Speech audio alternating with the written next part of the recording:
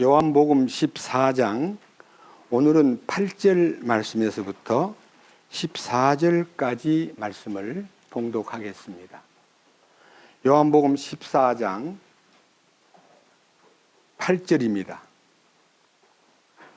빌립이 그분께 이르되 주여 우리에게 아버지를 보여주소서 그리하면 우리에게 족하겠나이다 하니 예수님께서 그에게 이르시되 빌립아 내가 이렇게 오랫동안 너희와 함께 있었으되 네가 아직도 나를 알지 못하느냐? 나를 본 자는 아버지를 보았거늘 어찌 네가 말하기를 우리에게 아버지를 보여주소서 하느냐? 내가 아버지 안에 있고 아버지께서 내 안에 계신 것을 네가 믿지 아니하느냐? 내가 너희에게 이르는 말들은 내가 스스로 하지 아니하느니라.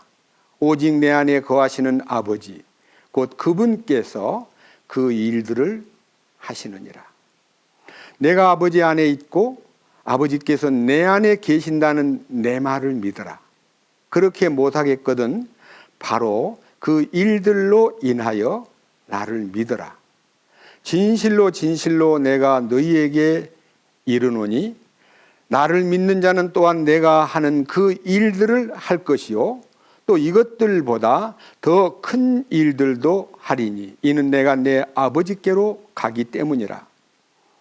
너희가 내 이름으로 무엇을 구하든지 내가 그것을 행하리니 이것은 아버지께서 아들 안에서 영광을 받게 하려 함이라. 너희가 내 이름으로 무엇이든지 구하면 내가 그것을 행하리라. 14절 말씀까지 말씀을 봉독했습니다. 다시 한번 기도드리겠습니다. 주님, 너무나 감사합니다. 코로나로 인해서 온 세상이 시끄럽고 두려워 떨고 인간관계가 깨어지기도 하고 멀어지기도 하고 만나는 것조차 두려워하고 이렇게 말로 다 할 수 없는 재앙이 이 지구를 덮고 있습니다. 이 한국 땅에도 이 현상이 보입니다. 그럼에도 불구하고 우리는 주님을 경외하고 주님을 의지하여 이렇게 함께 모여서 말씀을 나누고 함께 찬송하고 주님이 주시는 공급을 기다리고 있습니다. 오늘도 지금 읽은 이 요한복음 14장 8절 이하의 말씀을 통해서 주님이 우리에게 나타내 보이시고자 하시는 뜻을 열어주시고 주님의 크신 뜻이 우리 속에 열려서 우리가 기쁨으로 이 말씀에 공명하고 이 말씀을 함께 누림으로써 이 세상 사는 동안에 주님이 우리에게 말씀하신 대로 내가 한 일보다 더 큰 일을 하리라 하고 말씀하신 그 주의 뜻이 우리의 삶 속에 나타나고 주님의 일이 보여지고 주님의 일을 통해서 영광을 우리에게 보여주시고 함께 그 영광 안에서 이기는 자로 살아갈 수 있도록 이끄시옵소서. 이 시간 이 말씀을 전할 때 제 홀로 맡겨두지 마시고 주님의 기름 부으심과 성령님의 도우심으로 이 자리에 함께 말씀을 듣는 여러 형제 자매님들 뿐만 아니라 여러 처 위치에서 유튜브를 통해 말씀을 듣는 모든 심령들에게 하늘에 속한 영적인 축복을 내려주시고 함께 기뻐하고 감사하도록 이끄시옵소서. 우리 주 예수 그리스도의 이름으로 기도드렸습니다. 아멘.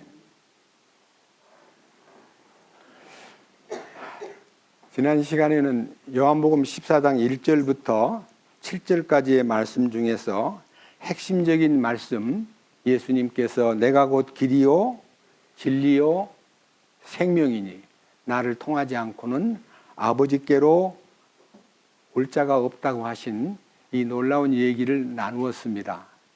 근데 오늘은 예수님의 제자 가운데서 상당히 이제 좀 이렇게 학구적이라 할까 따지기를 좋아하는 사람이 몇 사람이 있는데 그 중에 한 사람이 빌립입니다. 오늘 읽은 이 본문 8절에서 빌립이 예수님에게 말씀드리기를 주여 우리에게 아버지를 보여주시면 좋겠습니다. 아버지를 좀 보여주세요. 이렇게 말한 것은 그의 의문이 예수님이 이미 말씀을 하셨고 그 말씀에 여러 가지 지금 내 안에 계신 아버지께서 나와 함께 계시고 그 아버지께서 내게 말씀하신 바를 나는 나타내고 있다고 여러 차례 얘기를 했는데도 빌립은 아버지를 보여달라고 예수님에게 질문을 던졌습니다. 근데 우리 주님은요, 9절에서 이렇게 말씀하십니다. 예수님께서 빌립에게 이르시되 빌립아, 내가 이렇게 오랫동안 너희와 함께 있었으되 네가 아직도 나를 알지 못하느냐? 나를 본 자는 아버지를 보았거늘 어찌 네가 말하기를 우리에게 아버지를 보여주소서 하느냐?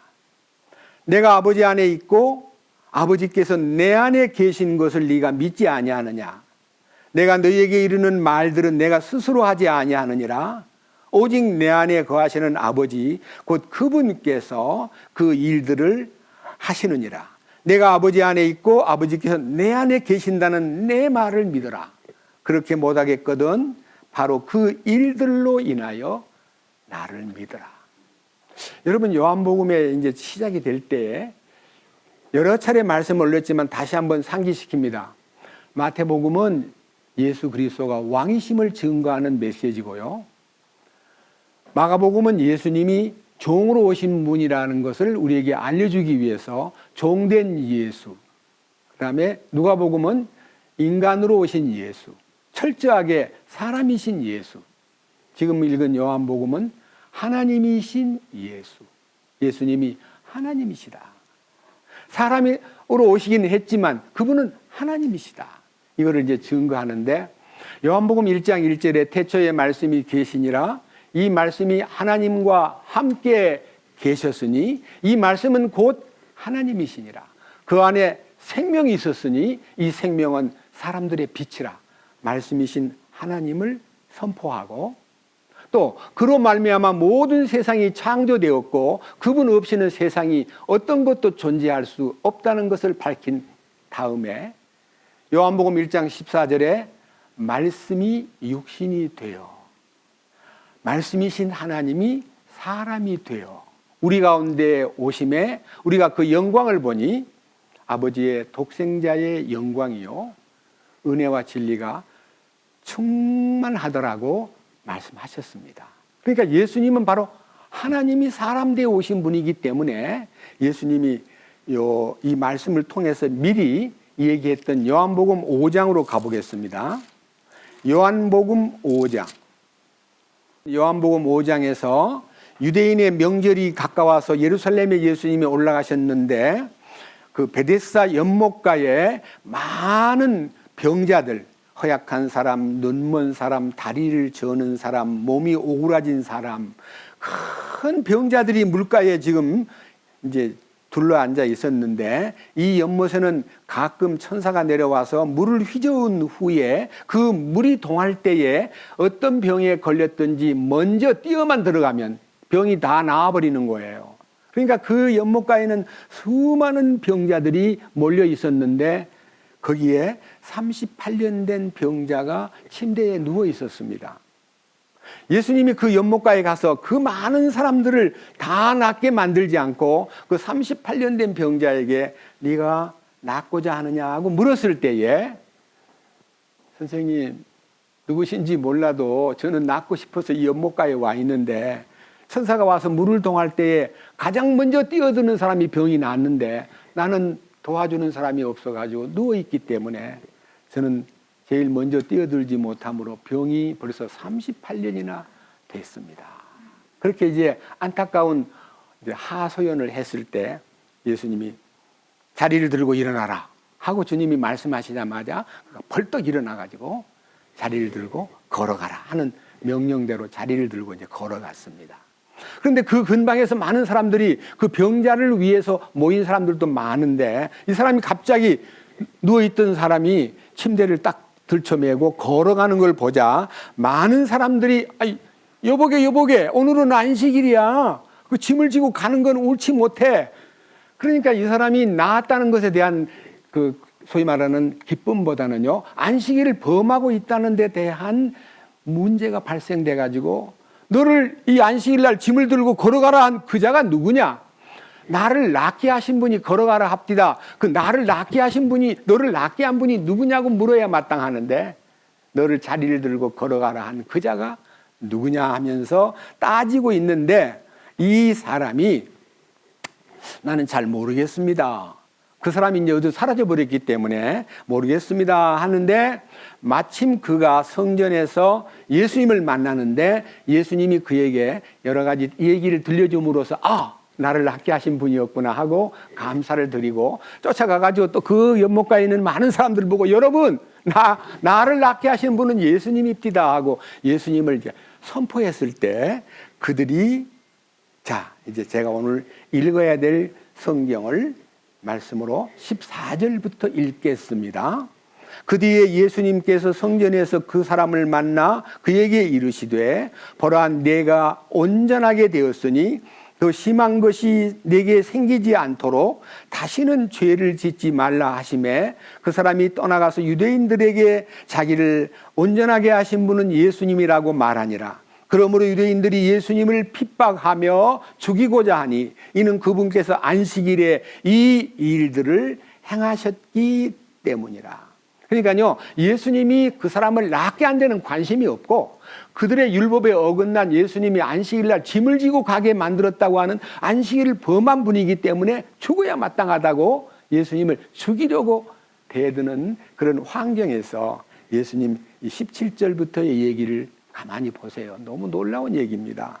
그러나 예수님께서 그들에게 응답하시되 내 아버지께서 지금까지 일하시니 나도 일한다 하시매. 예수님이 그 자를 낫게 한 것은 이 땅에 오신 목적입니다.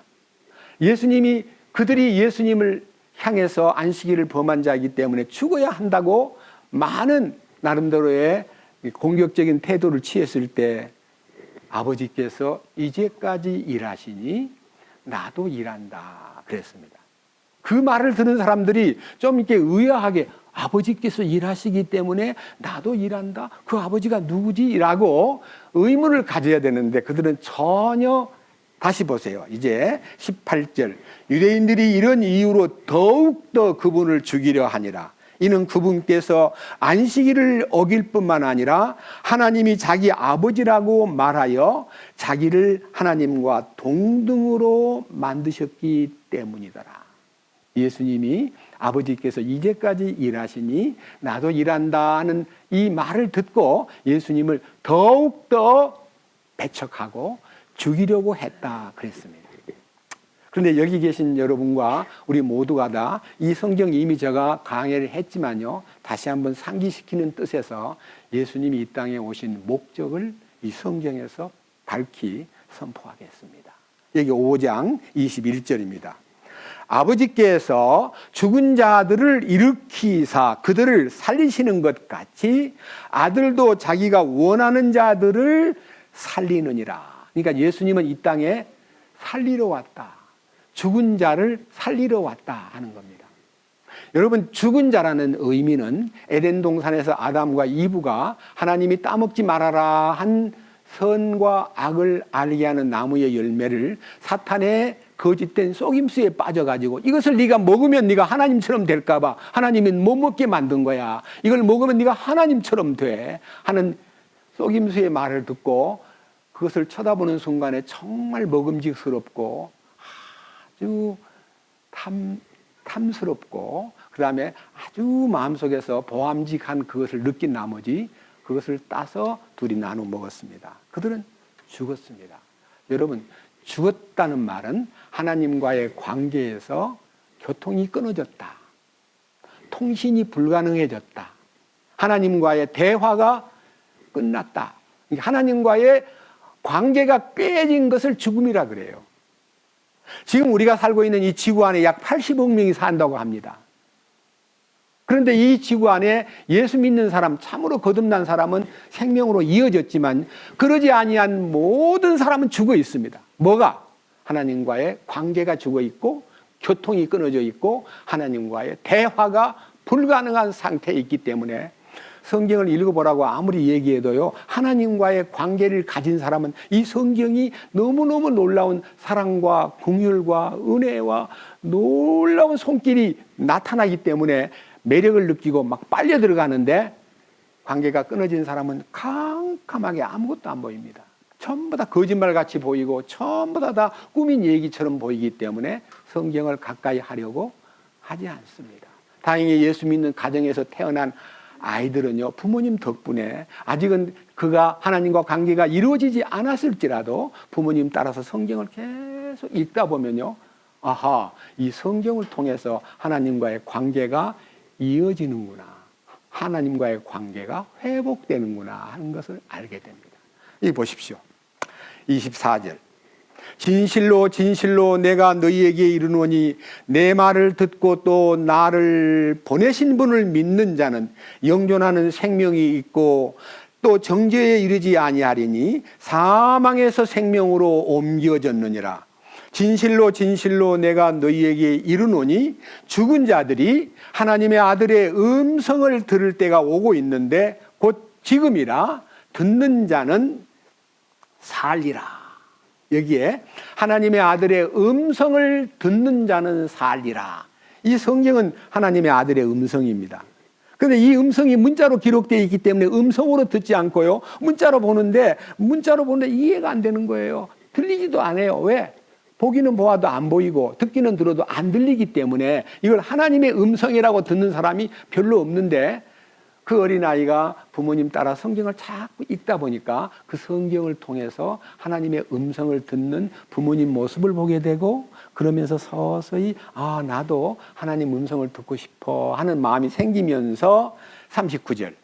성경 기록들을 탐구하라. 그러니까요, 꼭 안 믿는 사람에게는 탐구하지 말고 믿는 사람만 탐구하라고 했다면요, 하나님이 굉장히 야속한 분인데, 하나님은 모든 사람이 구원을 받으며 진리를 아는 데 이르기를 원하시기 때문에 이 진리를 탐구하는 자에게 너희가 그것들 안에서, 이 성경 안에서 영원한 생명을 얻는 줄 생각하거니와 그것들은 곧 나에 대하여 증언하는 것들이니라. 예수님에 대한 얘기로 꽉 차 있는 이 성경, 창세기부터 요한계시록까지 전부가 다 주인공이 예수님이에요. 그 예수님을, 아, 이분이 나를 사랑하셨구나, 이분이 나를 위해서 십자가를 지셨구나, 이분이 나를 영원히 용서했다고 하신 분이구나, 이분이 바로 나의 구원자이시구나 하는 어떤 놀라운 진리를 이 성경을 탐구하다가 발견해서 그 사람이 변화가 생기는 거예요.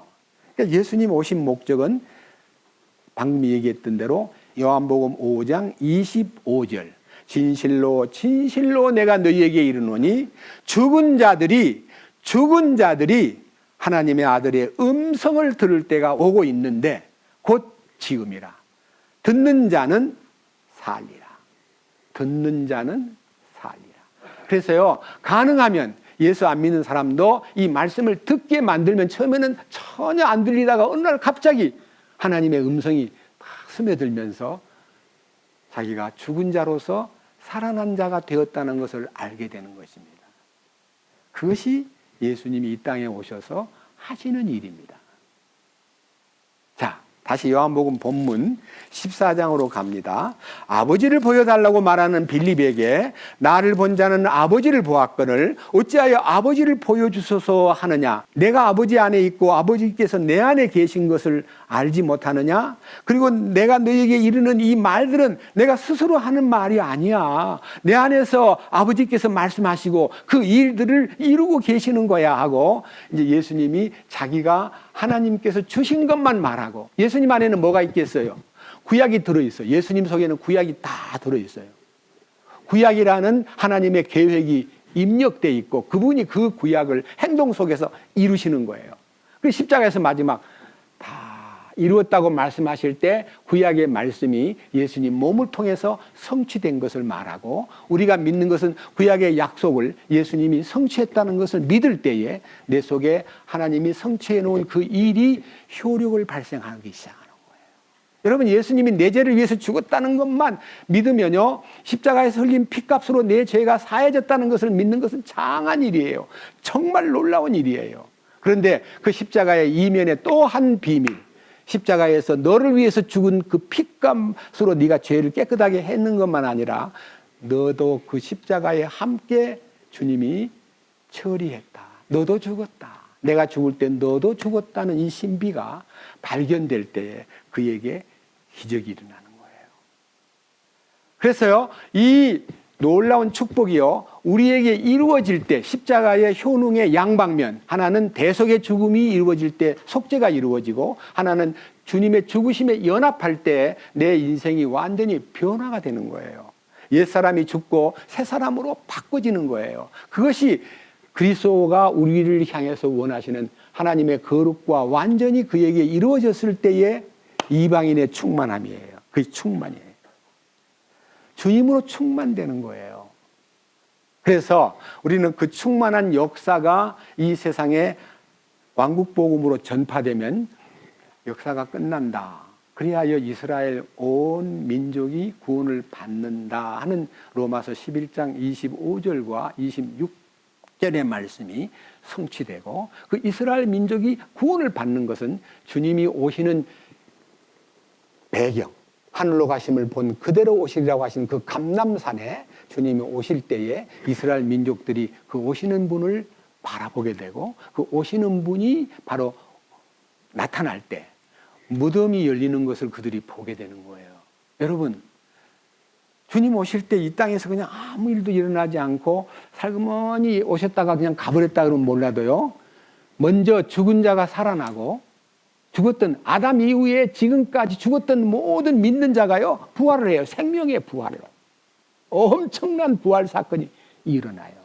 그리고 살아있는 우리가 만약 생전에 오신다면 우리는 호련히 하늘을 소유할 수 있고 하나님과 동행할 수 있는 놀라운 몸으로 예수님의 부활 성체로 변화가 돼가지고 우리가 이제 차를 타고 움직이는 게 아니라 그냥 마음만 먹으면 움직이는 시간과 공간과 물질을 초월한 3차원을 초월한 4차원의 영역으로 들어가는 겁니다. 그래서 먼저 간 성도들과 같이 만나가지고 주님 약속하신 혼인잔치 집, 하나님이 정하신 어떤 장소로 우리가 올라가는 것을 휴거라 그럽니다. 예수님이 하신 일을요, 보세요. 11절, 내가 아버지 안에 있고 아버지께서 내 안에 계신다는 내 말을 믿으라. 그렇게 못하겠거든 바로 그 일들을 인하여 나를 믿으라. 여러 번 얘기했지만 다시 오늘 상기시키기 위해서 그 일들을 믿으라는, 말을 믿으라는, 여기서 말을요, 자 여기 10절 중반절에 내가 너에게 이르는 말들은, 한 이 말들은요 로고스가 아니고 레마예요. 무슨 말이냐? 로고스는 문자로 기록된 성경이고요, 레마는 이 문자로 기록된 성경이 내게 하나님의 음성으로 들리는 놀라운 기적을 체험한 사람에게만 레마가 무엇인지 압니다. 그러니까 하나님 말씀이 레마로 들린 사람이 아버지께서 예수님 안에 거하셔서 그분이 일들을 다 꾸려가고 있구나. 여기에 10절 하반절에 내가 스스로 말을 하지 않고 오직 내 안에 거하시는 아버지 곧 그분께서 그 일들을 하시느니라는 이 일들이요, 일들이라는 말은요 영어로는 works라 되어 있습니다. works. 헬라 말로 이 말이 에르곤이라고 여러 번 제가 얘기했어요. 에르곤. 일이란 말은 일, 행위, 행실, 역사, 그 다음에 성취, 이런 것이 전부 다 에르곤입니다. 예수님이 하신 일은 아버지께서 내 안에 계셔가지고 나타낸 사건이다 하고, 이 나타낸 사건을 요한복음 2장에서부터 요한복음 지금 14장까지의 내용 속에서 하신 일이 굵직굵직한 일이 있는데, 1장에서는 말씀이 육신이 되어 오신 예수님 속에 은혜와 진리가 충만하다는 사실하고, 2장에서는 여러분들이 잘 알듯이 갈릴리 가나에서 물로 포도주를 만드신 기적을, 이 기적은요 물이 변하여 포도주가 된 것은 무엇을 의미하느냐? 주님이 생명의 변화를 의미하는 거예요. 이게 거듭난 생명을 첫 번 기적으로 주님이 제시하셨어요. 그 다음에 3장에서 니고데모에게 거듭나지 아니하면 하나님의 왕국을 볼 수도 없고 들어갈 수도 없다는 하나님의 통치가 보인다. 여러분, 거듭난 사람은 주님의 다스림이 보이기 때문에 그 다스림 안으로만 들어가면 너무너무 행복한, 여러분, 윗사람이 잘 다스리면 나라가 참 평안해요. 대통령이 나라를 하나님 뜻으로 잘 다스리면 국민들이 평안해요. 근데 하나님 방법이 아니고 사탄의 방법으로 거짓되게 하면 국민들이 피곤하고 힘들어요. 여러분, 다윗의 통치는 40년 동안 너무너무 행복했어요. 그러나 사울 왕의 40년은 너무너무 피곤하고 국민들이 굉장히 괴로웠어요. 통치자가 잘하면 모든 일이 잘 돼요. 집안에서도 아버지가요, 집안을 잘 다스리면 집안이 행복해요. 근데 아버지가 맨 술 먹고 와가지고 막 욕하고 상을 뒤집어 엎고 막 사랑하는 아내를 때리고 애들을 괴롭히면요, 애들은 커가면서 아빠 미워, 아빠 싫어, 아빠 왜 그래 하고 욕해놓고도요, 나중에 어른이 되면 그 아이가요 꼭 아빠를 닮아요. 왜? 배운 게 그거밖에 없으니까. 그런데 다스리는 분을 잘 만나야 돼요. 가정에서는 부모를 잘 만나야 되고, 학교에서는 선생님을 잘 만나야 되고, 그리고 우리 주변에서는 좋은, 소위 말하는 이 역사하는 주님의 말씀을 전하는 선생님도, 목사님도, 우리의 어떤 면에서는 친구도, 남편도 잘 만나야 돼요. 그러나 제일 중요한 것은 예수님이라는 왕, 통치자를 제대로 만나면요, 그분의 다스림 안에만 들어가면요, 모든 행복이 보장되고 모든 삶이 변화되고 모든 삶에 하나님이 나타내고자 하시는 행복이 넘치는 거예요. 예수님이 그 행복을 거듭남으로 이루어진다고 니고데모에게 말했지만, 그 말이 온 인류에게 지금 2000년 동안 거듭나야 한다고 하는 명제, 이 큰 숙제를 우리는 안고 세상을 사는 겁니다. 그리고 요한복음 4장에는 뭐가 나와 있어요? 그렇게 목말라가지고 결혼을 6번이나 했는데도 만족이 없는 한 여자, 사마리아 수가성의 한 여자가 예수님을 만남으로써, 예수님이 네가 정말 나에게 생수를 주고 싶은데 그 생수를 얻어먹고 싶으면 가서 네 남편을 불러와라 할 때, 저는 남편이 없습니다. 이 사람은 거짓말하는 게 아니에요. 남편을 6명이나 만났는데 나를 행복하게 해준 남편이 없습니다. 지금 있는 남편도 제 남편이 아닙니다 하는 그 쓰라림과 그 고뇌 속에서 목말라 하는 그 여인에게 7번째로 다가선 예수님이 그의 남편이 되어주신 겁니다. 그래서 너와 말하는 내가 그러라 하는 메시아가 자신임을 계시해 주심으로 이 여자가 물동이를 버려두고 동네에 들어가서 말 한마디 못하고 살던 동네 사람들한테 항상 외면당하고, 항상 아유 저 여자, 아유 팔자가 센 저 여자, 결혼을 몇 번 했대, 여러 번 했대, 듣기로는 6번인가 했대 하고 이렇게 놀림을 받는 여자가 담대하게 동네에 들어가서 내가 만난 메시아를 만난 여러분들도 그분을 만나볼 수 있기를 원합니다. 나의 모든 과거를 다 알고 나를 치료해 주신 그분을 내가 만났습니다. 여러분 어떠십니까? 라고 막 소리 지르니까요, 그렇게 입을 다물던 여자가 말을 하니까 그 사람을 따라서 예수님께 왔다가 메시아를 만나는 사마리아 성에 예수님이 전파되는 놀라운 기적이 요한복음 4장입니다. 요한복음 5장은 뭡니까? 아까 읽었잖아요. 38년 동안 침상만 의지하고 누웠던 불쌍한 사람이, 예수님이 일어나 내 자리를 들고 걸어가라는 한마디에 그가 38년 동안 누워있다가 벌떡 일어나가지고 주님을 찬양하고 기뻐한 내용이 다 죽은 자를 살려낸 그림자예요. 죽은 자를 살려낸 역사예요. 그래서 주님이 7장에 가가지고 나는 누구든지 목마르거든 내게로 와서 마셔라.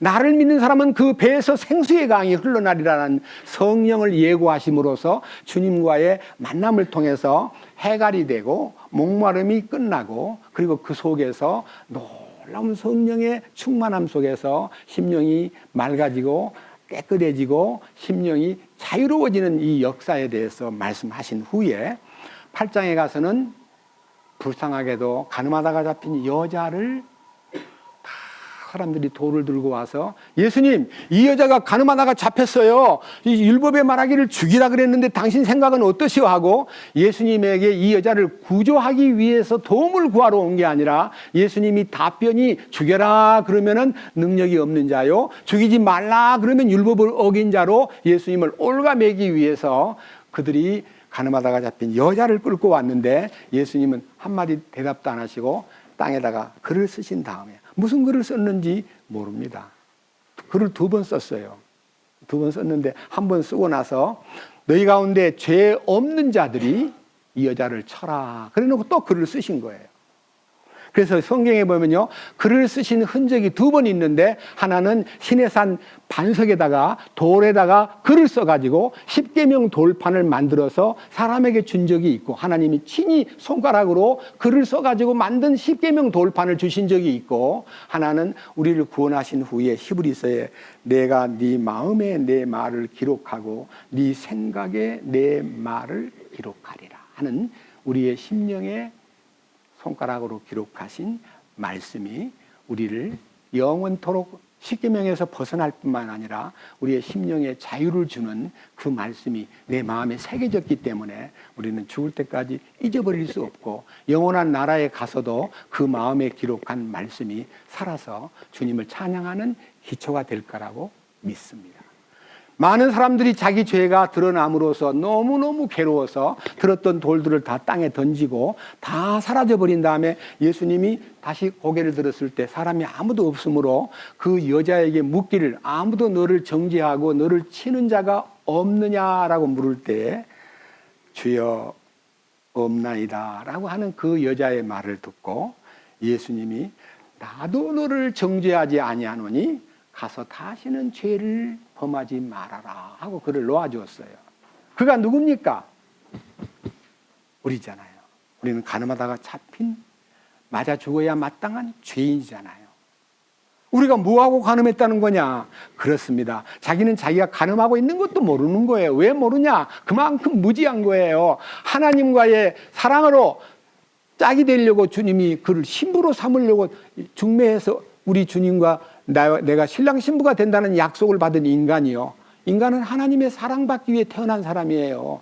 사랑받기 위해서 태어났다는 노래가 단순하게 사람들 사랑을 말하는 게 아니에요.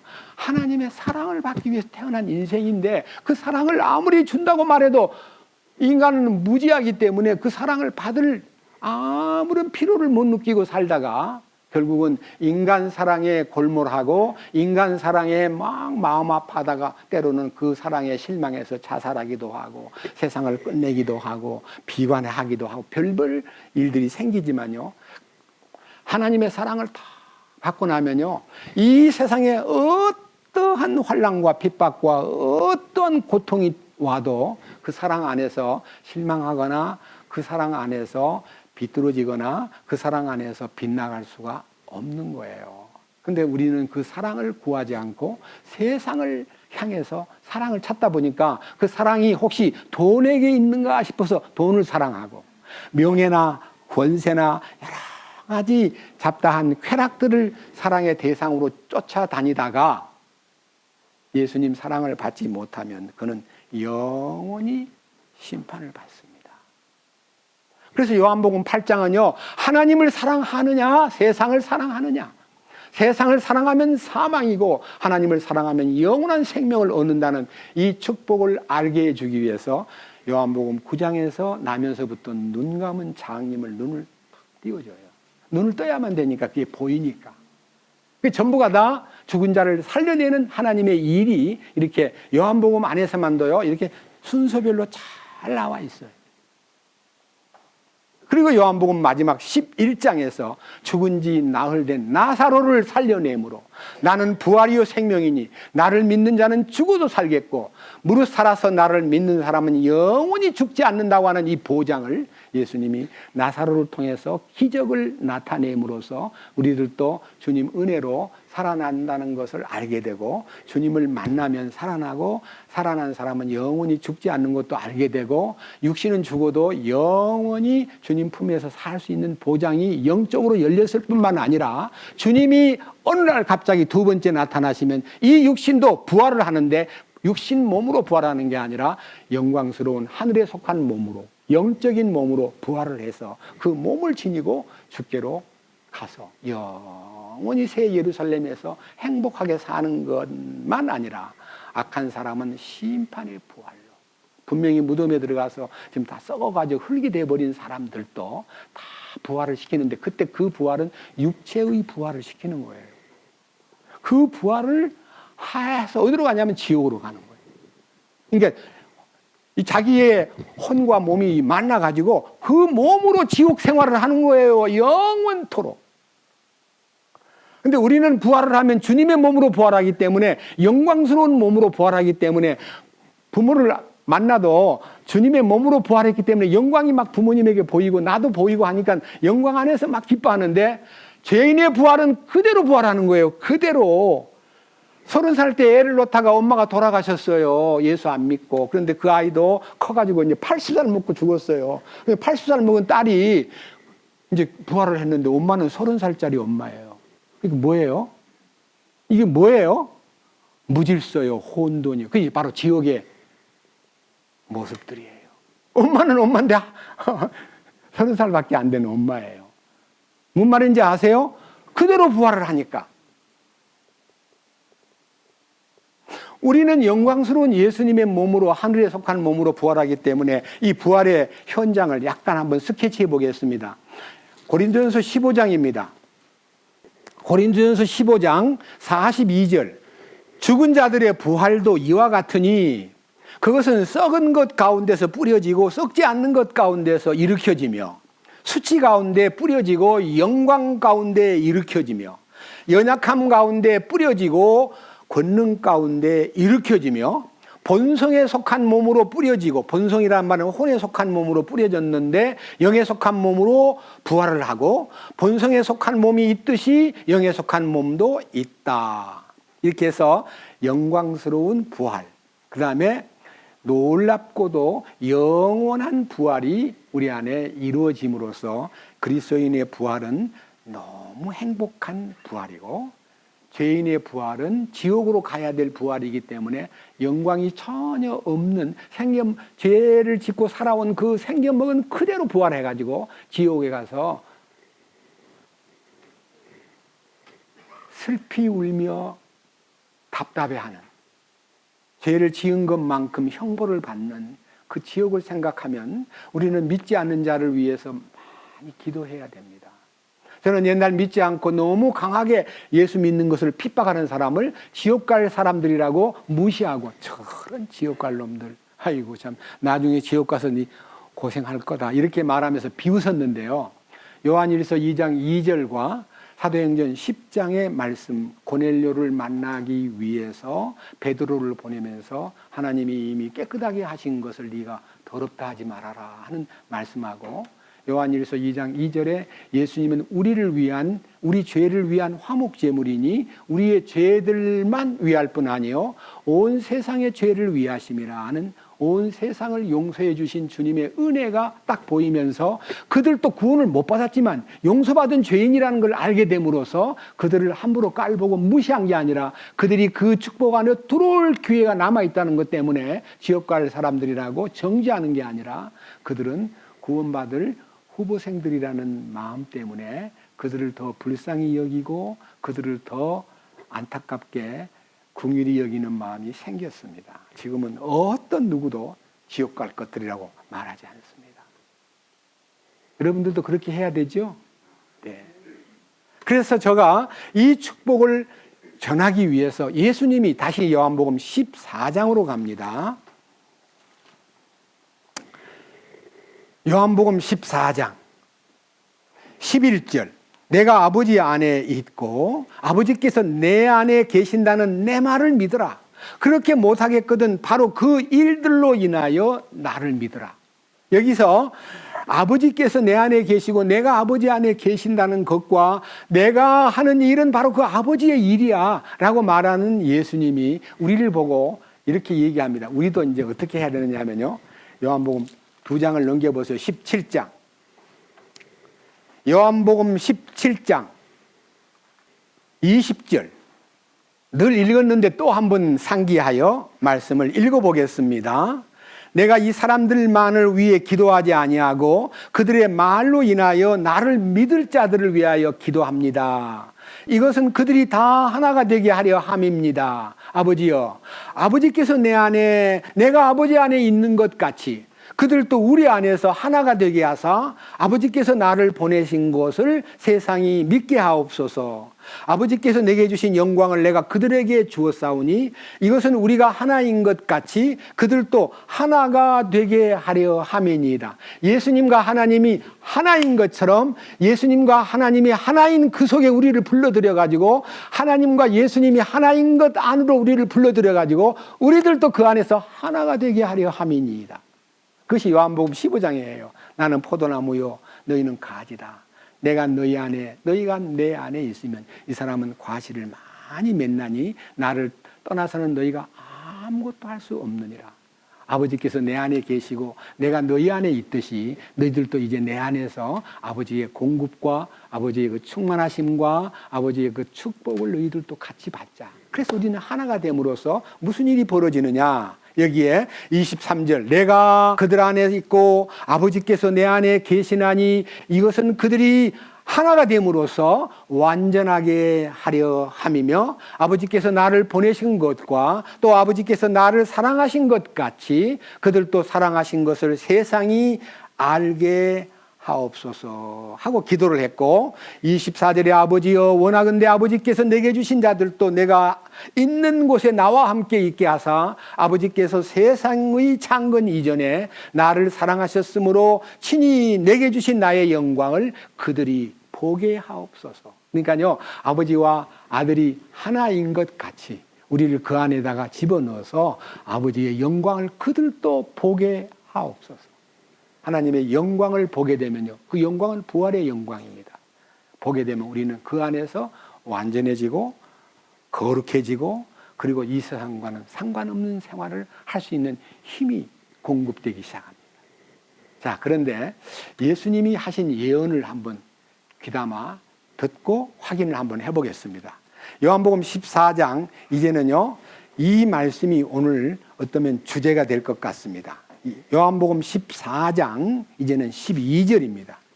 진실로 진실로 내가 너희에게 이르노니 나를 믿는 자는 또한 내가 하는 그 일들을 할 것이요 또 이것들보다 더 큰 일을 하리니.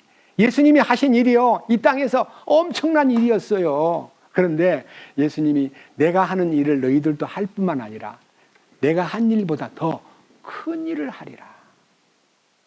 여러분 예수님이 33년 동안 이 세상에 계셨습니다. 그리고 30년 생애는 숨겨진 생애고요. 3년 절반, 3년 반 동안요. 예수님이 행하신 일이 방금 제가 얘기한 대로 갈릴리 가나에서 물로 포도주를 만들고 거듭나는 비밀을 선포하고 그 다음에 아까 말한 대로 사마리아 여자를 해갈시키고 38년 된 병자를 낫게 하고 그 다음에 내가 생수다. 나를 믿는 사람은 성령을 받는다. 내게로 오라. 내 살은 참된 양식이요 내 피는 참된 음료로다. 내 살을 먹고 내 피를 마시는 자는 영원히 산다 하는 십자가의 비밀을 선포했고 그 다음에 예수님이 주시는 놀라운 축복으로 가늠하다가 잡힌 여자를 풀어주심으로써 그 여자가 바로 나라는 것도 알게 되었고 그 다음에 나면서부터 눈먼 자가 예수님이 진흙을 이겨서 눈에 발라주면서 실로암에 가서 씻으라는 말을 하고 그에게 눈을 뜨는 길을 알려주었었는데 그가 실로암에 가서 눈을 씻고 나니까 눈이 떠졌습니다.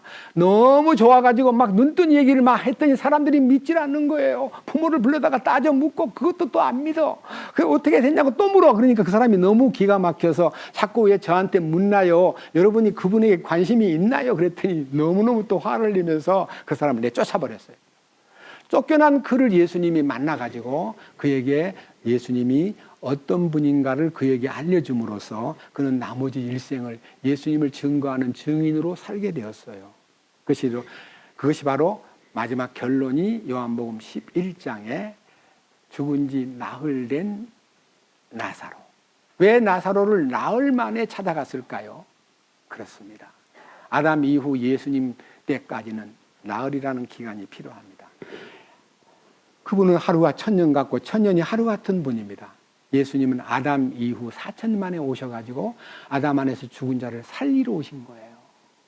진실로 진실로 너희에게 이르노니 죽은 자들이 하나님의 아들의 음성을 들을 때가 온나니 듣는 자는 살아나리라 하는, 듣는 자가 사는 기적을 주님이 선포하셨고, 이 말씀을 통해서 여러분 사도행전 2장부터 4장까지 이 얘기 속에 베드로 같은 갈릴리 어부요 무식한 사람이요 아무 힘도 없이 보이고 예수님을 3번이나 부인하고 저주한 전과자를 예수님이 회복을 시켜가지고 성령으로 충만케 하실 때에 그의 설교를 듣고 한꺼번에 3,000명이 구원받고, 또 한꺼번에 사도행전 4장 4절을 보면 5,000명이 구원을 받는 거예요. 예수님이 이 세상 계실 때 5,000명, 3,000명 구원받게 했어요? 5,000명을 베스다 광야에서 오병이어로 먹이신 일은 있지만요, 그들을 살려낸 일은 없어요. 개인적으로 살려낸 일은 덜어 있지만요, 이렇게 한꺼번에 집단적으로 3,000명, 5,000명이, 그리고 역사 속에서 2,000년 동안 수많은 생명들을 일으켜 세운 것은요, 어디서 나타난 일일까요? 주님과 함께 있기 때문에 이루어진 거예요. 우리가 주님 없이 따로 우리가 무슨 일을 해내는 게 아니고요, 주님 안으로 우리가 들어갔기 때문에 주님이 우리를 통해서 자기 일을 내가 있을 때보다 더 큰 일을 할 거다라고 말함으로써 그 큰 일이 우리의 마음을 감동시키고 우리를 뜨겁게 만드는 것입니다. 다시 보십시다. 요한복음 14장 12절, 진실로 진실로 내가 너희에게 이르노니 나를 믿는 자는 또한 내가 하는 그 일들을 할 것이요 또 이것들보다 더 큰 일을 하리니 이는 내가 내 아버지께로 가기 때문이라. 내가 내 이름으로 무엇을 구하든지 내가 그것을 행하리니 이것은 아버지께서 아들 안에서 영광을 받게 하려 함이라. 너희가 내 이름으로 무엇이든지 구하면 내가 그것을 행하리라. 내가 그것을 행하리라. 우리 주님이 너희에게 행할 능력을 부어주리라가 아니라요, 베드로가 성전 미문 앞에 앉아가지고 구걸하는 나면서부터 안진뱅이 된 불쌍한 아이가요, 이제 40살이 다 됐는데요, 40년 애기 1살 때부터 성전 미문 앞에 앉혀놓지는 않았을 거예요. 아마 조금 자라가지고 가난한 집에서 태어났기 때문에 그가 구걸을 해서 동양받은, 성전 안으로 들어간 사람들이 다 좋은 사람들이니까 도와주세요 하면 동전을 하나씩 떨어뜨려 가지고 그걸 이제 모아서 생활을 이어가던 한 어린 그 아이가 커가지고 이제 40살이 다 돼가요. 40살이 넘었어요. 베드로와 요한이 기도하러 성전에 들어갈 때 그가 여전히 같은 방식으로 손을 내밀면서 구걸을 했을 때 베드로와 요한이 우리를 보시오 하니까 뭘 줄 줄 알고 쳐다보는데 그 시선을 향해서 말합니다. 은과 금은 내게 없거니와 내게 있는 것으로 내게 주느니. 내게 있는 것이 뭐예요? 나사렛 예수 그리스도입니다.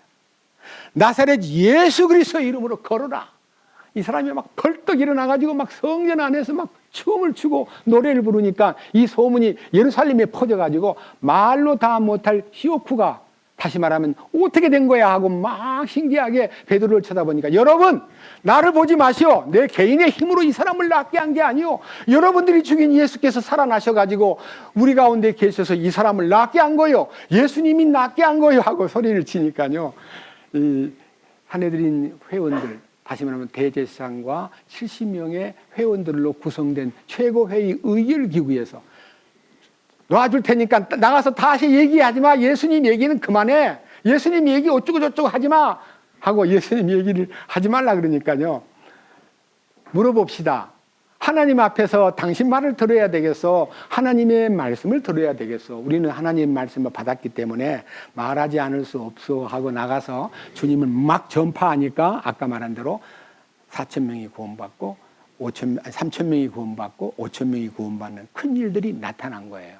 예수님으로 인하여 큰 역사가 나타났다는 것을 이렇게 말씀하셨고, 지금 예수님이 아까 말씀드린 대로 큰 일 중에 하나가 5개의 보리떡과 2마리의 고기를 가지고 5,000명을 먹인 기적은 보여주었지만 예수님이 5,000명을 살려낸 얘기, 그리고 그 많은 생명들을 주께로 이끄는 놀라운 얘기는 부활하신 후, 승천하신 후 성령으로 이 땅에 오셔가지고 우리 안에 거하시면서 일하신 것이 얼마나 그 볼륨이 크다는 것을 우리는 알게 됩니다. 이것이 주님이 약속하신 내 이름으로 무엇이든지 구하면 내가 행하겠다. 내 이름으로 무엇이든지 구하면 그것을 내가 행하겠다 하는 그 행하심이 우리 안에서 이루어졌기 때문에 진실로 주님을 전하는 사람은요, 주님이 하신 일을 전하는 것이기 때문에 우리는 이렇게 강단에 서서 외쳐도요, 이거 내가 했다, 내가 전했다, 내가 여러분 앞에 선포했다고 말하지 않고 요한복음 3장에서 이렇게 얘기할 뿐이에요. 요한복음 3장 앞으로 가서 특별히 21절입니다. 요한복음 3장 21절. 그러나 진리를 행하는 자는 빛으로 나오나니 이것은 자기 행위와 또 그 행위가 하나님 안에서 이루어졌음을 나타내려 함이라. 이 행위, 내가 한 이 에르곤, 이 행위는 내가 한 게 아니라 그분이 내 안에 계셔가지고 이 일을 이루셨기 때문에 그분이 한 거예요 하고 그분을 나타내는 것이 주님의 일꾼들의 간증이요. 우리들도 이게 가능하면 좀 간증을 해보세요 하면 내가 한 일을 간증하라는 거 아니고 주님이 내 안에 오셔가지고 이루신 일을 식구들 앞에 이렇게 알리는, 주님을 간증하라는 겁니다. 우리의 간증은 주님의 간증이어야 합니다. 아시겠죠? 네. 여기에 내가 한 게 아니라 그 행위가, 자기가 한 행위가 하나님 안에서 이루어졌다 하는 것을 나타내고자 함이라 하는 그 행위가 나타나려면은요, 우리는 침례자 요한의 간증처럼 이렇게 간증해야 돼요. 30절, 요한복음 3장 30절. 그분은 반드시 흥하여야 하되 나는 반드시 쇠하여야 하리라. 이 말을 다시 제가 조금 보태가지고 하겠습니다. 그분 예수님은 반드시 내 안에서 흥왕해야 하고 나는 예수님을 바라보면서 날로 쇠해야 합니다. 자꾸만 작아져야 돼요. 우리는 우리가 예수 믿는 이 일을 알기 전에, 십자가의 도리와 부활 능력을 알기 전에 자기가 어떻게 딴 사람보다 더 크다는 거, 딴 사람보다 더 똑똑하다는 거, 딴 사람보다 더 내가 잘났다는 거, 딴 사람보다 내가 더 힘이 있다는 거, 이런 거를 자랑하려고 앞에 나서면 막 자기 자랑하고 자기를 내세우고 자기를 높이려고 노력했던 것이, 여러분들은 잘 모르겠습니다. 그런데 저는 그렇게 살았습니다. 나를 내세우고 살았습니다. 그런데 불쌍하게도 그때 당시는 그것이 죄라는 것을 모르고 살다가 2000년 7월 달 십자가에 연합하는 순간에 나와 세상은 간 곳 없고 구속한 주만 보임으로써 주님 그동안 57년 동안 주님을 내세우지 않고 저를 내세우고 저를 자랑하려고 뻐기고 제 과거를 자꾸만 들춰가지고 사람들한테 막 주입을 시키고 여러분 나를 본받으세요. 나 이런 사람이에요. 하고 떠들던 과거를 용서해 주십시오. 부끄럽습니다. 하고 저를 내려놓고 이제는 주님 한 분만 나타내고자 하는 마음으로 기도하다가 얻은 것이 우리의 출발을 온리 지저스로 이름을 지은 거예요. 온리, 여러분 성경책, 찬송가책 다 보세요. 앞에 온리 지저스 있죠? 오직 예수님뿐입니다. 주님뿐입니다. 하는 것을 고백하게 되고 그 고백이 오늘날 이 교제를 붙잡고 있습니다. 여러분 제가 제 자신을 내세우고자 할 때 그런 것이 눈에 보이거든요. 형제님 내세우지 마세요. 우리들도 형제님 말 듣고 주님을 내세우는 삶을 살고 있는데 형제님 어떤 때 보면 조금 자기를 내세우려고 하는 것 같이 보여요라고 말해 주어도 섭섭지 않게 받아들이겠습니다. 진심으로 그 마음입니다. 오직 주님. 그 큰 일을 주님이 하신 거지. 그래서 오늘날 우리가 기독교 안에서 가장 큰 숙제 중에 하나가 구원을 받았는데 구원을 너희가 그 은혜를 인하여 믿음으로 말미암아 구원을 얻었나니 이것은 너희에게서 난 것이 아니요 하나님의 선물이라. 행위에서 난 것이 아니니 이는 누구든지 자랑치 못하게 하려 함이니라고. 구원을 얻었나니라고 하는 에베소 2장 8절을 얻은 구원은 이미 속에 이루어진 구원이지만 구원을 네가 생활에서 이루어야 된다. 두렵고 떨림으로 구원을 이루라고 했다. 이루라. 구원을 이루라. 그 구원을 어떻게 이루나요? 생활로 이루라. 그래서 생활구원이라는 명제하에 우리를 너무나 신율법 안에다가 가둬놓고 몹시 힘들게 만들었습니다. 그 이루는 방법이 뭐냐? 시키는 대로 하면 된다 해서 막 일도 시키고 돈 바치라고 시키고 막 시키니까 우리는 그 구원을 이루는 길인 줄 알고 엄청 많이 쏟아붓고 노력을 했어요. 그러고 나니까 우리가 나중에 이루어진 걸 느껴요? 아니면 허전해요? 그 다음에 이루려고 막 바치고 막 쏟아붓다 보니까 뭐가 돼요? 거지가 된 거예요. 거지라는 말은 진짜 너무너무 육신이 시달리고 막 어렵고 애들은 엄마 우리가 왜 이렇게 살아야 돼 하고 아주 힘들게 살아가다가 그게 아니구나 하는 것을 어느 날 알게 된 거예요. 저도 2000년 7월 달부터 그걸 알게 된 거예요. 빌립보서 2장 12절. 이 숙제를 우리에게 풀어주신 주님을 찬양합니다. 빌립보서 2장 12절. 12절. 그러므로 나의 사랑하는 자들아 너희가 항상 순종한 것 같이 내가 있을 때뿐 아니라 지금 내가 없을 때에도 더욱더 순종하여 두려움과 떨림으로 너희 자신의 구원을 일하여 드러내라. 여기에 지금 빌립보서 2장 12절 성경을요 개역으로 한번 읽어보겠습니다. 여러분 성경을 들여다보고요 제가 읽은 성경 지금 읽은 성경하고 어떤 차이점이 있는가를 한번 비교해 보시기 원합니다. 빌립보서 2장 12절을 읽겠습니다. 그러므로 나의 사랑하는 자들아 너희가 나 있을 때뿐 아니라 더욱더 지금 나 없을 때에도 항상 복종하여 두렵고 떨림으로 너희 구원을 이루라. 너희 구원을 이루라. 이거를요 지금도 개역이든 무슨 새 번역이든 다 구원을 이루라고 해놨어요. 근데 여기 흠정역에서만 구원을 이루라가 아니라 구원을 일하여, 여기 일하여라고 하는 말씀이 제가 여러 번 얘기하던 에르곤입니다. 에르곤. 일하여 어떻게 해요? 드러내라. 드러내라. 나타내라. 그 말이에요. 숙제는 13절에서 풀려요. 뭐예요? 13절? 너희 안에서 일하사. 어디에서 일을 해요? 주께서 내 안에서 일하시는 거예요. 일하사 뭐예요? 우리 주님이 참으로 기뻐하는 것을 원하게도 하시고 행하게도 하시는 분은 누구라고요? 그럼 누가 해요? 일을 내가 하는 게 아니라 그분이 하는구나.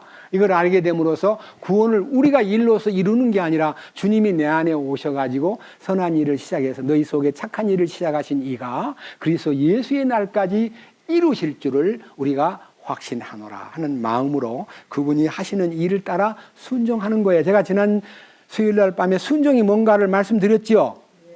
순종이 뭐예요? 8절이 순종이에요. 뭐라 그랬어요? 사람의 모양으로 나타나사 자기를 낮추시고 죽기까지 순종하셨으니 곧 십자가의 죽음이라. 순종이 뭐라고요? 죽는 거예요. 죽는 거.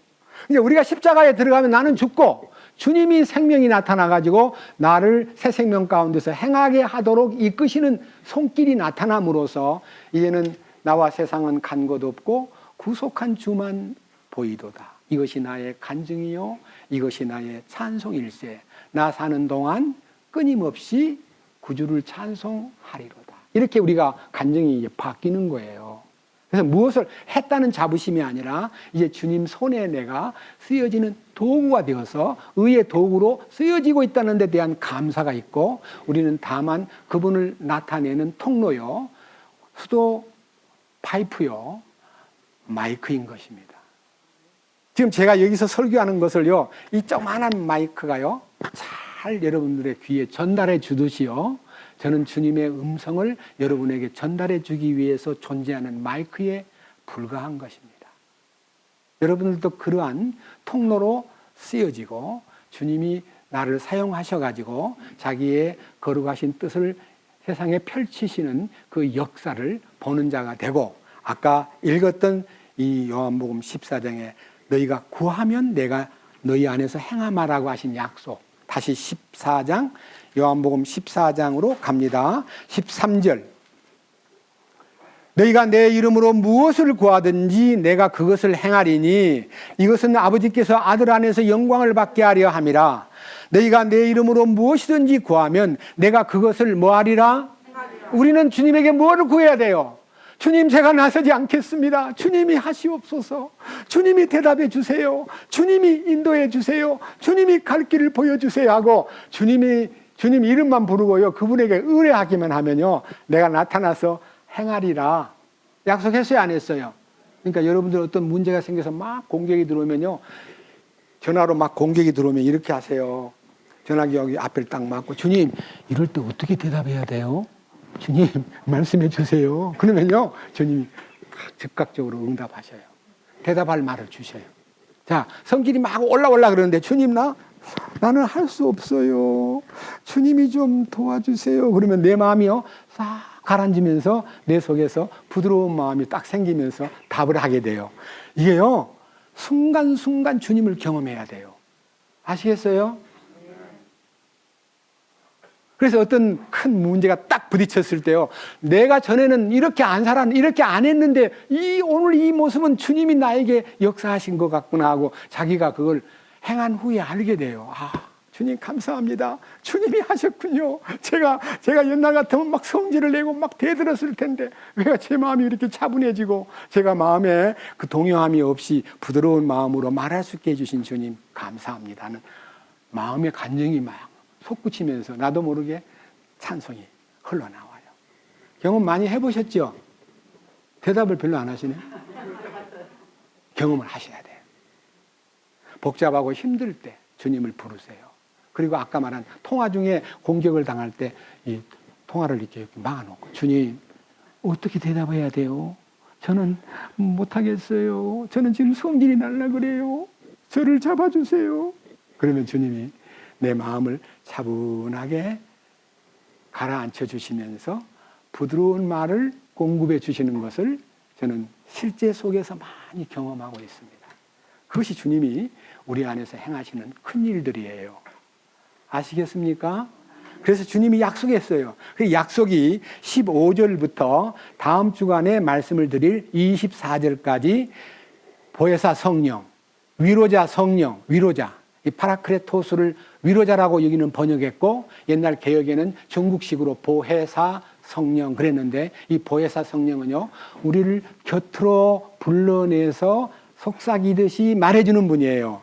성령은요, 우리를 속삭이듯이 불러가지고 이렇게 알았지? 하고 우리를 불러서 대답해 주시는 성령님의 음성이 다음 15절부터 이제 24절까지를 통해서 여러분에게 계속해서 말씀을 드리겠습니다. 우리는 오직 주님이 우리 안에 계셔가지고 아버지를 보여주세요 하는 이 말은요, 하나님 아버지가 말씀이신 하나님이 예수님 안에 다 장착되어 있고 예수님이 그 말씀을 하나씩 펼치면서 이루셨는데 아직 덜 이룬 게 하나 있어요. 뭘까요? 다시 오마. 다시 오마. 다시 왔어요, 안 왔어요? 예수님 다시 왔어요, 안 왔어요? 근데 어떤 사람은 왔대요. 아, 너무너무 안타까워. 왔대요. 왔는데 이 오시면 어떤 일이 벌어져요? 예수님이 성경에서 내가 올 때에 이렇게 온다는 얘기를 몇 가지만 해볼게요. 사도행전 1장에요. 그가 올라가실 때 천사들 2명이 갈릴리 사람들아 어찌하여 서서 하늘을 쳐다보느냐, 너희 가운데 오신 예수님께서 하늘로 가심을 본 그대로 오리라. 어디로 온다 했어요? 감람산에. 근데 올 때 어떻게 한다 했어요? 계시록에 보면. 자, 보세요. 올 때 어떤 일이 벌어지는가를 여러분들이요, 분명하게 알고 넘어가야 되겠습니다. 요한계시록 1장. 요한계시록 1장 7절입니다. 373페이지. 보라, 그분께서 구름들과 함께 오시느니라. 모든 눈이 그분을 보겠고 그분을 찌른 자들도 볼 것이요 땅의 모든 족속들이 그분으로 인하여 통곡하며 참으로 그러하리로다. 모든 인류가 본다 해서 못 본다 해서요. 올 때요, 살그머니 오시는 거 아니에요. 모든 눈이, 인류가 다 그분을 보겠고 그분을 찌른 자들도 볼 것이요 땅의 모든 족속들이 그분으로 인하여 통곡하리. 그분을 찌른 자가 누굴까요? 로마 군병들 예수님 찔렀잖아요. 근데 그 사람들은 다 죽었는데 어떻게 본다는 거예요? 네. 예수님을 찔러 죽인 자가 사실은 로마 군인이었지만요, 우리가 찔렀잖아요. 우리가 예수님을 찔러 죽였잖아요. 죄값으로. 내가 그를 찔러 죽였다는 것을 알아야만 구원을 받아요. 근데 그걸 찔른 것을 모르고 예수님 오실 때야 비로소 내가 찔러 죽인 분이 저분이구나 하고 자기가 알게 돼요. 그래서 통곡을 하고 막 어쩔 줄 모르고 가슴을 치는 거예요. 그리고 놀라운 것은요, 그분이 오시면 무슨 일이, 큰 일이 일어나냐면 요한계시록 20장. 자, 요한계시록 20장. 요거 들어갑니다. 요한계시록 20장.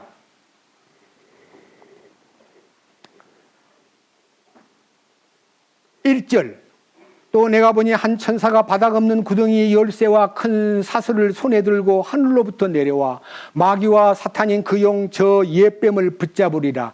그가 그를 붙잡아 1000년 동안 결박하여 바닥 없는 구덩이에 던져 넣어 가두고 그 위에 봉인을 하여 1000년이 찰 때까지 그가 더 이상 민족들을 속이지 못하게 하니라. 여기에 큰 사건이요, 주님이 오시면 마귀가 체포돼가지고 1000년 동안 믿없는 구덩이에다 집어넣어서 봉함을 해버리고 세상에 나타나지 못하게 마귀 활동이 딱 제어돼요. 언제? 주님 재림 후에. 여기 무슨 재림이 있어? 20장에 뭐라 그랬어? 재림이 어디 있어? 맞습니다. 19장 11절 뭐라고 되어 있어요? 19장 11절의 제목이 뭐예요? 시간이 없으니까 이거 다 못 읽겠어요. 예수님이 재림하신 후에 19장 11절에 재림이 있고 20절에 천년왕국이 시작돼요. 오자마자 천년왕국이 시작되는 거예요. 그러니까 주님의 통치가 시작되는데 마귀가 없어져요. 근데 지금 예수님 벌써 왔다는 사람들이요, 마귀가 지금 세상에 있어요 없어요 물어보면 말을 못해요. 마귀가 지금 있습니까 없습니까? 요즘에 대통령 선거하는 자리에 막 텔레비전 나오는 거 전부 다 마귀한테 쏘아가지고 남 욕하고 막 남 과거를 뒤집고 막 남 막 과거에 막 나쁜 행동한 거 막 폭로하고 이게 전부 뭐예요? 마귀 짓이에요. 마귀가 없으면 그런 짓을 안 해요. 여러분 속에 마귀가 없으면 남 욕하고 핍박하고 남 과거를 헐뜯고 남을 비판하고 남을 못 살게 구는 일을 절대로 안 해요. 맞아요 안 맞아요? 예, 주님이 내 안에 계시면 그런 짓을 안 해요. 근데 마귀가 막 충만한 걸 보아요 안 보아요? 아기를 자기가 낳은 자식을 죽이지 않나, 자기 사랑하는 아내를 죽이지 않나, 돈 몇만 원 때문에 사람을 죽이지 않나. 세상에 이런 험악한 세상이 마귀가 지금 준동하고 있어요. 지금 이 세상은 미혹의 영, 사악한 영, 사탄의 그 악령이 막 엄청나게 실력을 발휘하고 있는 때인데 예수님이 오셔야만 이 마귀를 가두지, 우리가 마귀를 가두려고 아무리 노력해도 마귀를 제어할 힘이 우리한테는 없어요. 예수님이 오셔야만 마귀를 체포하고 무저갱에다가 던지는 거예요. 우리는 마귀를 체포할 능력이 없어요. 근데 예수님 벌써 왔다는 사람들한테 마귀가 왜 있어요 물어보면 말을 못해요. 여러분 우리 주님이요 오실 때 일어나는 사건은 너무너무 놀라운 일들이 이 지구에서 일어나요. 여러분 그 오심을 고대하는 사람들로서 신실하게 주님 맞이할 신부단장의 여념이 없도록 여러분들이 자기를 주님 앞에 이쁘게 보이는 사람으로 단장하세요. 아시겠어요? 저도요 여러분들 앞에 서서 설교하기 위해서요 어제 머리를 감았는데도 오늘 머리를 또 감아요. 왜냐하면 머리가 조금이라도 흐트러지면 여러분 볼 때 말씀 듣는데 지장이 올까 봐요. 머리를 감고 그 다음에 빗고 붙이고 제가 다 드라이해요. 그리고 여러분 앞에서 어떻게 하면 이 말씀을 정말 순수하게 주님의 뜻을 밝혀 드릴 수 있을까 하여 거의 일주일 동안 이 말씀에 막 몰입하고, 혹시 집사람이 무슨 문제가 생겨서 뭐라 하면 여보 미안해 주일 지나고 합시다. 이 일반적인 얘기도요 가능하면 좀 안 하려고 그래요. 그잖아요. 그래서 이 순수하고 깨끗한 진리의 말씀이 우리 안에 공유되고 함께 누림이 되게 하려고 하는 갈망이 있는 거예요. 오늘 여러분, 예수님이 하신 일은 너무너무 위대한 일이 많았지만요, 예수님 이후에 이 세상을 깜짝 놀라게 한 일들이 너무 많고, 구원을 우리 보고 이루라고 하지 않고 당신이 이룰 테니까 네가 순종만 하라. 두렵고 떨림으로 순종만 하면 내가 할게. 예, 주님 안에서 내가 죽으면 주님이 와서 하겠다는 거야. 자기가 안 죽고 막 자기가 막 속에서 살아있으면 주님이 안에 들어와 가지고 할 수가 없어요. 예? 그래서 나는 죽고 주님의 말씀 앞에 엎드린 것이 순종이라고 우리는 배웠습니다. 이 축복을 우리 삶에서 누리면서 주님의 큰 일들을 우리가 삶 속에서 맛볼 수 있도록 여러분 모두가 열린 마음으로, 순종하는 마음으로 주님을 향해서 영광 돌리시기를 간절히 부탁드립니다. 기도하겠습니다. 주님, 오늘은 우리가 이 거룩한 말씀을 통해서 주님이 우리에게 아버지를 보여달라는 빌립의 요구를 거절하지 아니하시고 나를 본 자는 아버지를 보았거늘 어찌하여 아버지를 보이라 하느냐. 나는 아버지 안에 있고 아버지께서 내 안에서 말씀도 하시고 일도 하셔. 그 말을 못 믿겠거든 그 일을 믿으라고 말씀하시면서 주님이 그 일하신 것을 보여주셨습니다. 주님이 하신 일은 다른 일이 아니고 살리는 일이고 일으키는 일이고 죽은 자를 새롭게 변화시켜서 하나님의 거룩한 짝으로 만들고 죄 가운데 빠진 여자를 해방시켜서 주님의 따뜻한 짝이 되게 하려는 놀라운 손길을 우리는 알고 그 안에서 순종하면서 두렵고 떨림으로 너희 구원을 일하여 드러내라고 하는 그 일은 주님이 일하신다는 사실을 알고 내가 일하려고 노력하는 일들을 내려놓고 주님만이 일하시도록 나를 비우는 순종의 자리로 나아가 십자가 안에 엎드리는 우리가 다 되게 하여 주옵소서. 우리를 구원해 주시고 십자가에 연합하도록 이끄시고 부활의 능력 안에 살도록 이끄시는 우리 주 예수 그리스도의 이름으로 기도드렸습니다. 아멘.